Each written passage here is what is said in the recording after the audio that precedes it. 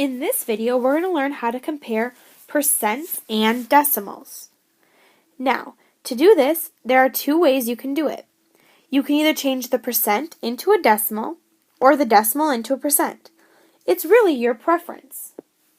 Let's first start off by changing the percents into decimals. So let's turn 42% into a decimal. Remember to do that, we have 42 and our decimal point is always behind the whole number.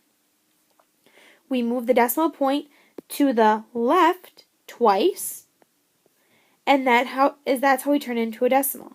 So our decimal would be 0.42, and 0.44 is already a decimal. So I can compare those. Well, when I compare them, I see that 0.42 is less than 0.44. The other way I could have done this is left 42% as it was, and turn 44 into a percent. Remember to do that, a decimal into a percent, you move it to the right 2 times. So 0.44 turns into 44%. While comparing those, 42% is less than 44%. So I would get the same answer. We need to solve 7% and 7/10. We need to figure out if 7% is less than, greater than, or equal to 7/10. Well, let's turn 7/10 into a decimal.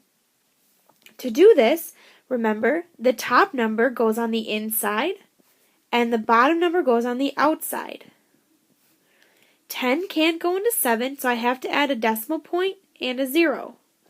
Bring the decimal point up. 10 goes into 70 7 times. 7 times 10 is 70, and I get 0.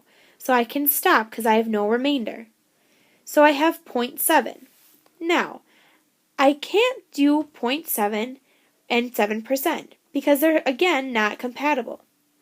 So I need to change 0.7 into a percent.